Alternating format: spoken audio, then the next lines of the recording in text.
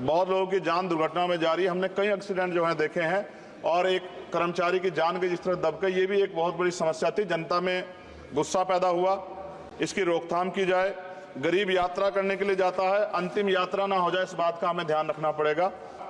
इस निजीकरण से सरकारी नौकरी खत्म हो जाएगी रेलवे में, तो ये दलित पिछड़ों के बच्चे कहां जाके बैठे, कौन सी कुर्सी बैठे? आज भी देश में सामाजिक गैर बराबरी है। माननीय सभापति महोदय जी, मैं सर्वप्रथम तो आपका धन्यवाद करता हूं कि आपने मुझे रेलवे संशोधन विधेयक 2024 पे अपनी बात रखने का मौका दिया। रेलवे संशोधन विधेयक 2024 पर मैं अपनी गहरी चिंता व्यक्त करता हूं। यह विधेयक भले ही रेलवे के शासन ढांचे को सुव्यवस्थित करने का लक्ष्य रखता हो, लेकिन ये हमारे रेलवे सिस्टम की मूलभूत ताकत को कमजोर कर सकता है।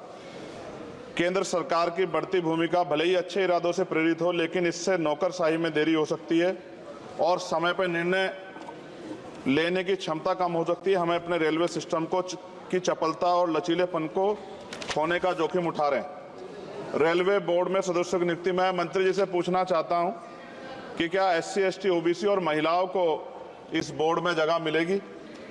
रेलवे बोर्ड सदस्यों की नियुक्ति शासन का एक महत्वपूर्ण पहलू है। यह आवश्यक है कि नियुक्ति योग्यता और विशेषज्ञता के आधार पर हो, न कि राजनीतिक विचारधाराओं के आधार पर। इस मोर्चे पर कोई भी समझौता निर्णय लेने की गुणवत्ता और भारतीय रेलवे के समग्र प्रदर्शन में गिरावट का कारण बन सकता है। जनता की जरूरतें सर्वोपरि है, इसलिए हमारे लिए आम आदमी की जरूरतें सर्वोपरि हैं। रेलवे सुलभ, किफायती और विश्वसनीय होना चाहिए। विधेयक को सुनिश्चित करना चाहिए कि इन सिद्धांतों का पालन होगा। हालांकि विधेयक का उद्देश्य अच्छा हो सकता है, लेकिन इससे संभावित परिणाम दूरगामी है। हमें सावधानीपूर्वक आगे बढ़ना चाहिए और सुनिश्चित करना चाहिए कि सुधार रेलवे के मूल तत्वों को कमजोर न करें। साथ साथ सभापति महोदया, जिस लोकसभा क्षेत्र से मैं आता हूं, नगीना, वो बहुत पिछड़ा हुआ क्षेत्र है। वहाँ के युवा, किसान, महिलाएं, मजदूर जीवन यापन करने के लिए कठिनाइयों का सामना करना पड़ता है उनको। इसलिए मैं माननीय मंत्री जी से मांग करूंगा कि नजीबाबाद से मुंबई और जम्मू के लिए ट्रेन चलाई जाए। साथ साथ नजीबाबाद स्टेशन गढ़वाल का प्रवेश द्वार है। मैं आपसे आग्रह करूंगा कि वहाँ जल भराव की समस्या होती है स्टेशन पर, उसकी देखरेख की जाए। बेगमपुरा एक्सप्रेस वाराणसी टू जम्मू तवी का स्टॉपेज वहाँ हो। दिल्ली जाने के लिए सुबह में कोई ट्रेन नहीं है, मुझे भी आना पड़ता है तो बहुत परेशानी का सामना करना पड़ता है अक्सर, जब मैं कोशिश करता हूं कि सेशन में चला जाऊं, क्योंकि ये रेलवे की सुविधा आपने उपलब्ध कराई है।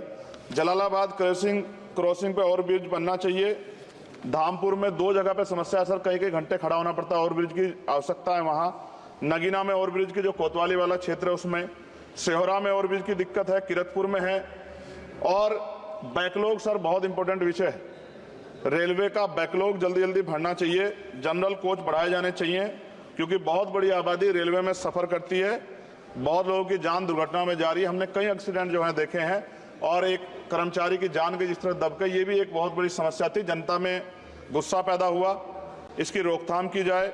गरीब यात्रा करने के लिए जाता है, अंतिम यात्रा ना हो जाए, इस बात का हमें ध्यान रखना पड़ेगा। साथ साथ इसका मुझे एक मुख्य कारण ये दिखाई देता है कि लोको पायलट को रात और दिन में ड्यूटी करनी पड़ती है। मैं खत्म कर रहा हूं। रात की ड्यूटी कठिन है, उसके बाद पर्याप्त आराम चाहिए। इस संबंध में HPC का सुझाव भी था कि लोको पायलट के लिए 2 रात्रि बाद ड्यूटी का आदेश हो, तो ये इस पे अमल नहीं किया गया, जिसके कारण उनकी आंख लग जाती है और कई बार दुर्घटना होती है। हजारों लोगों की जिंदगी से खिलवाड़ नहीं होना चाहिए। कोरोना काल में बंद गई ट्रेन पुनः चालू की जाए और SC, ST, OBC के बच्चों को जो पहले पास मिलते थे, जब कई कंपटीशन की तैयारी के लिए वो पेपर देने जाते थे, मिलते तो बंद कर दिए। सरकार कहती है हम दलित पिछड़ों के हितैषी हैं, लेकिन जब सरकार उनके बच्चों के आगे तरक्की के रास्ते बंद कर दी तो कैसे चलेगा? और जिस तरह लगातार निजीकरण हो रहा है, इस निजीकरण से सरकारी नौकरी खत्म हो जाएगी रेलवे में, तो ये दलित पिछड़ों के बच्चे कहाँ जाके बैठे, कौन सी कुर्सी बैठे? आज भी देश में सामाजिक गैर बराबरी है। तो मैं इसलिए मंत्री से मांग करता हूँ कि आपने नजीबाबाद में वंदे भारत का स्टॉपेज दिया, इसके लिए मैं आपका धन्यवाद करता हूँ। लेकिन ये भी, इसके अलावा हमने कई मांग उठाई थी, लेकिन उन पर कोई कार्रवाई नहीं हुई। तो मंत्री जी, पार्टी से अलग हटके आप सोचें कि उस क्षेत्र का भी तरक्की होनी चाहिए, ये भी आपके अधिकार क्षेत्र का मामला है। मैं दोबारा सभापति महोदय को धन्यवाद देता हूं और माननीय मंत्री से आग्रह करता हूं कि हमारी मांगों पर ध्यान दें और उस क्षेत्र में अवसर पैदा हो, इसका ख्याल रखें। बहुत बहुत धन्यवाद।